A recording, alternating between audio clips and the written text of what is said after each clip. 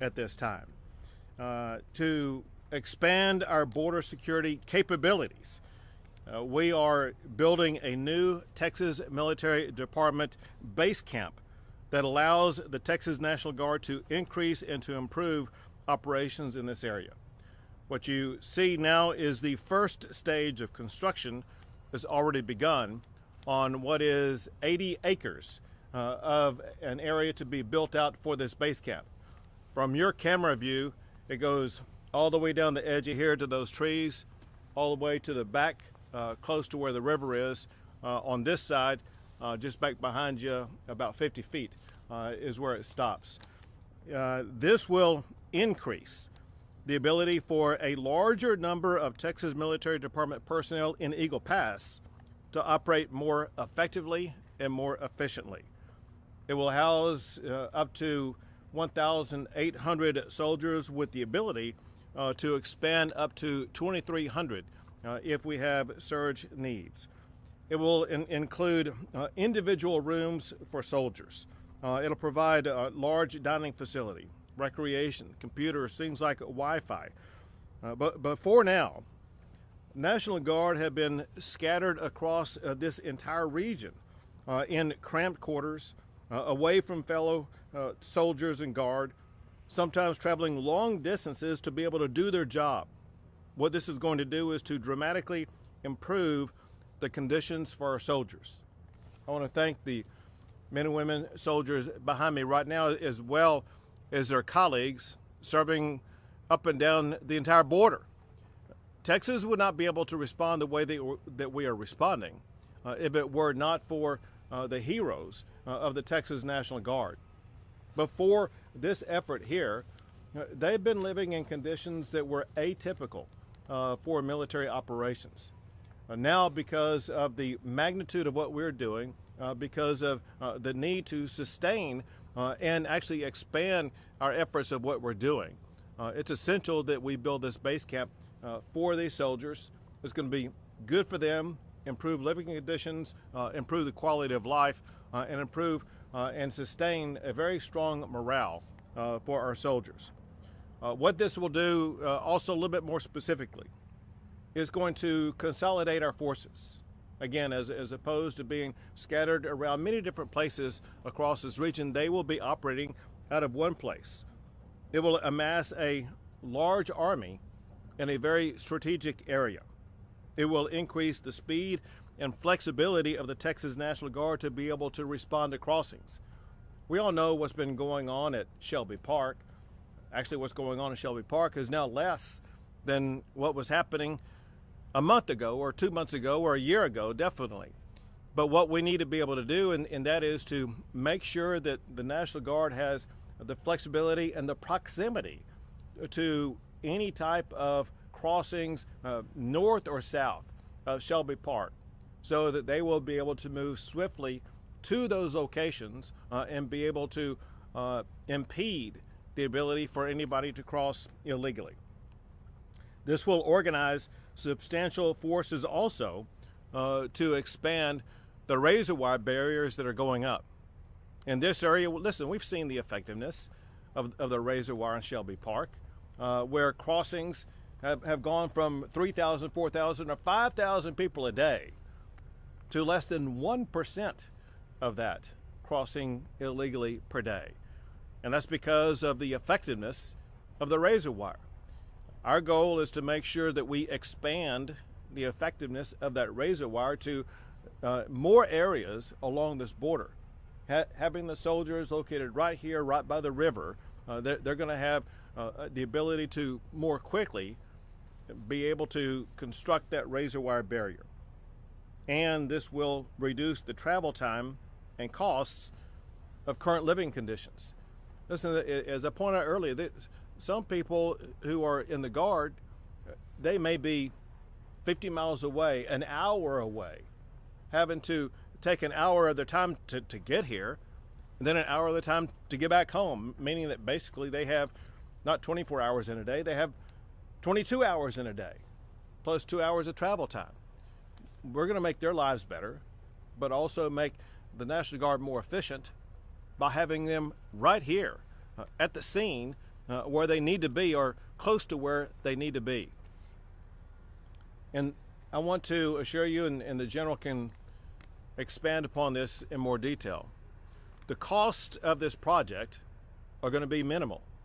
The reason for that is, yes, it's going to cost some money to be able to build this out, but when this is built out, there will be a reduction of the costs that is being incurred already.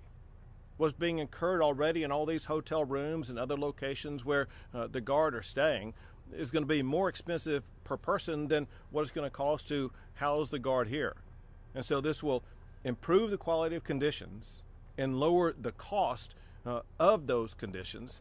So this is going to be a win-win for the National Guard and for the state of Texas. And the last thing I'll say is that the efforts of the National Guard, they're working.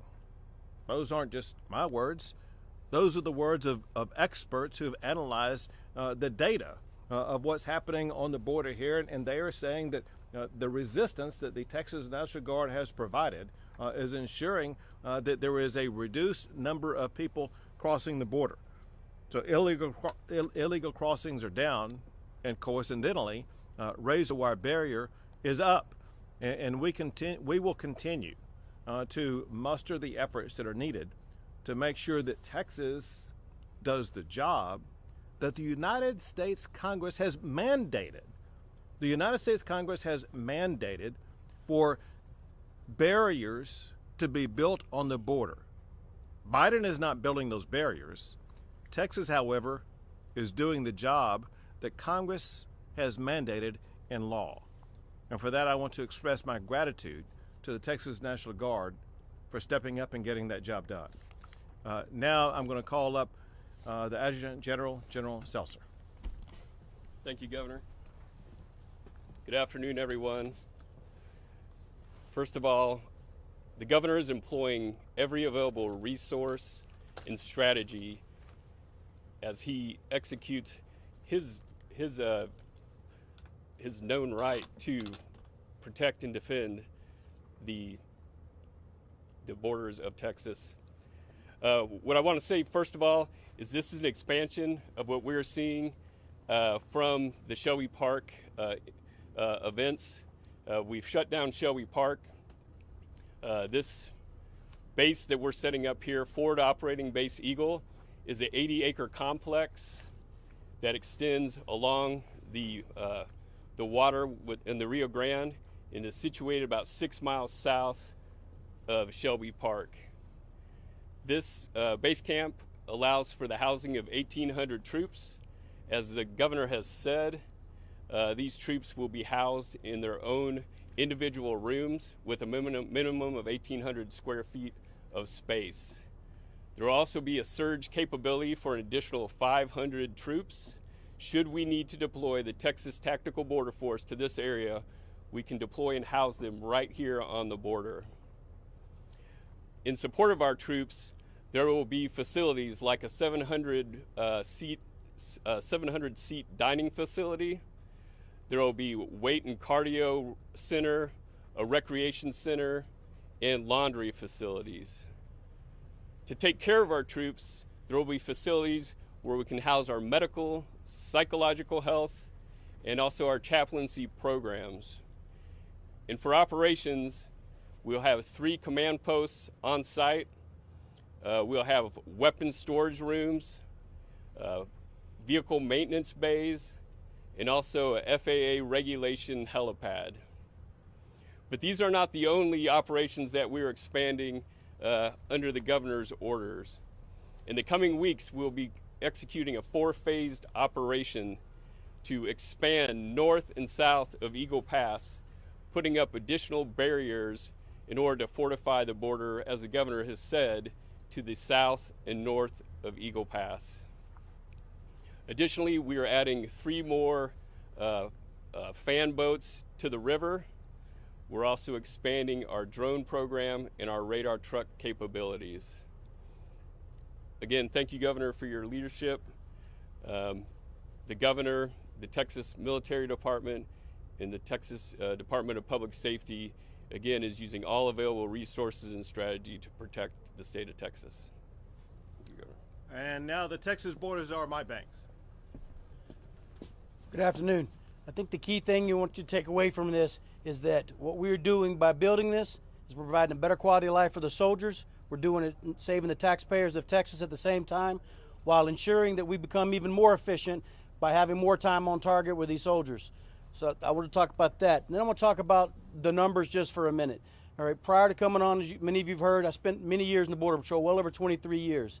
And if you would have told me that Texas was going to be able to achieve what they've achieved just in the last year alone, I wouldn't have believed it. I wouldn't have believed it myself, right? Even knowing what my capabilities are. But the very fact that you look at one sector in Tucson, Arizona, and every day for the last month and a half, that sector has out-apprehended and had more crossings than the entire state of Texas, right? If you look at 3,000 to 5,000, there was a single day when there was over 6,000 people that came through that border right there in Eagle Pass. And to see those numbers decrease the way they have, at the significant number they have, to where we've gone to 1% of what was crossing a month and a half, 2 months ago, I think it's phenomenal. It's a testament of what these soldiers are doing, what DPS is doing, and achieving what the governor has set out for us to achieve. And so I think what you're going to see is we're doing what you call gain, maintain, and expand. We've gained control of this area. Now we're going to maintain that control as we continue to expand those operations to bring that same level of reduction across the border in the state of Texas. And Governor, I applaud you for your leadership and the moral courage to stand up and do what this administration is not doing. It's just absolutely absurd to believe that we have to fight the federal government daily. You know, so it's either do the job that you've been mandated by Congress to do as the federal government, or just get out of the way and let us get it done, because Texas is going to protect Texas. And I thank you for that, Governor. Thank you to Mike Banks, the Texas Border Czar, who, as you all know, and he just said, he served in the Border Patrol for 23 years. But the point I want to make is just during his time here today, he has spent more time on the border as Border Czar of Texas than Kamala Harris, the federal Border Czar, has spent on the border in Texas. Last thing is, once again, I want to express my gratitude to General Seltzer and the Texas National Guard for going above and beyond to make sure that they are showing the way that Texas will defend itself from the lawlessness that's been created by Joe Biden's refusal to follow the laws of the United States Congress and secure our border. I'll take a few questions. With the decline in crossings, why do you think this base is necessary? Listen, we have been successful in reducing crossings in Shelby Park.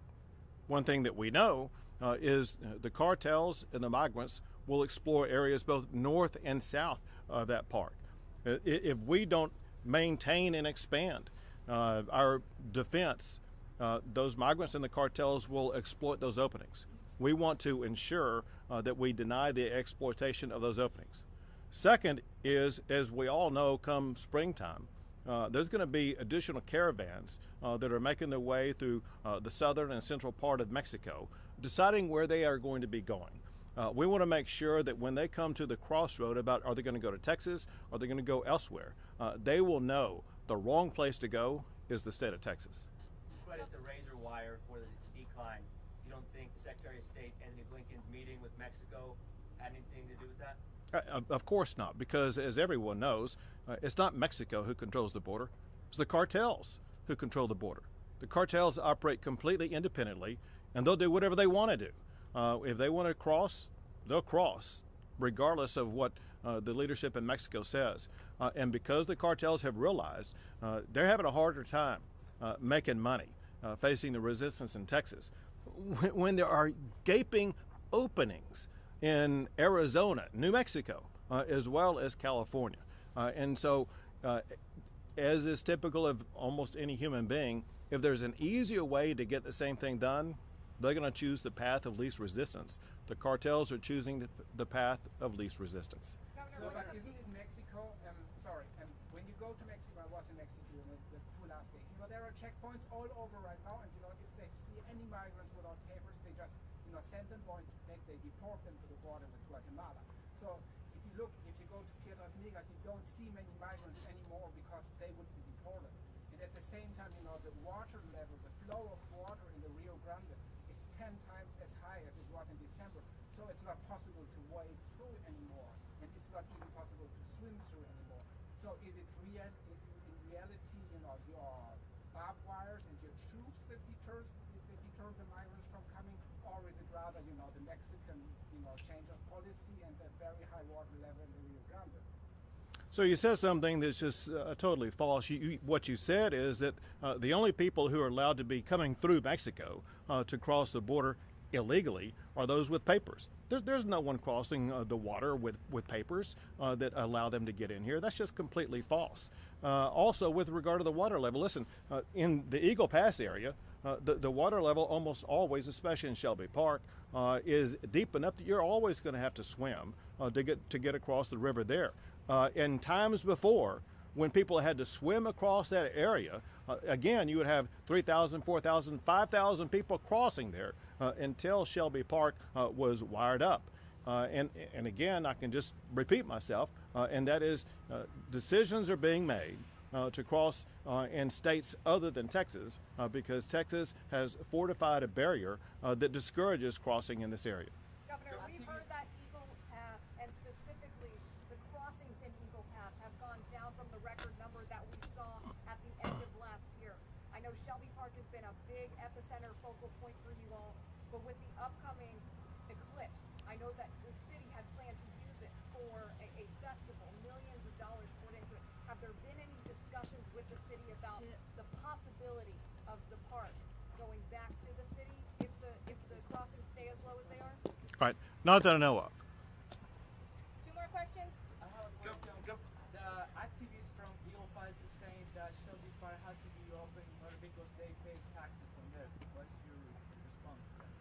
So I've been down in Shelby Park several times in the past 10 days. And it is wired shut from illegal immigrants crossing. But every single time that I've been there, I've been through the areas on both sides of the bridge that have a golf course. And there have been golfers out golfing on that golf course being able to use the park for the purpose for which it was intended. Last question. Governor Abbott, how will you ensure that the state will keep National Guard troops safe, not being stretched too thin? And over the last few months, there's been reports that have shown at least 2 guardsmen have committed suicide in Laredo alone. What resources are available as you continue to add personnel? I will let General Seltzer add more about what resources will be available, but a couple of things about that. One is one thing that this area will be able to do, it will be able to accommodate more National Guard to make sure that we will be able to respond. But as General Seltzer already pointed out, because of the resources that are going to be available at this base, is for one going to improve morale, is going to provide both mental health and physical health care so that where these soldiers are living, they're going to have access to the treatment and camaraderie they need in order to be an even more effective soldier. With regard to the specific strategies addressing mental health, I'll allow General Seltzer to provide that answer. Yes, thank you for the question. Obviously, every suicide is a tragedy, and especially when it comes inside our Guard family. As the governor has said, consolidation on this base will allow us to consolidate our very robust psychological health program. Between our medical doctors, our chaplains, and our psychological health people, we form a mesh network that works to take care of our soldiers and identify anybody who may be having problems. So again, just reiterating what the governor said, this base is an example of how we can pool our resources to better improve the care for our soldiers and airmen. Lastly, Thank when you will guys. this base No, be- sorry, thank you. when will this base Yeah, be thank you. completed? We've taken our questions. Was it going to be completed? So it's being completed in phases. So by mid-April, we'll have a 300 bed capacity, and then we'll add 300, basically the phasing is 300 additional beds every 30 days. All right, thank y'all. Thank y'all again. Appreciate it.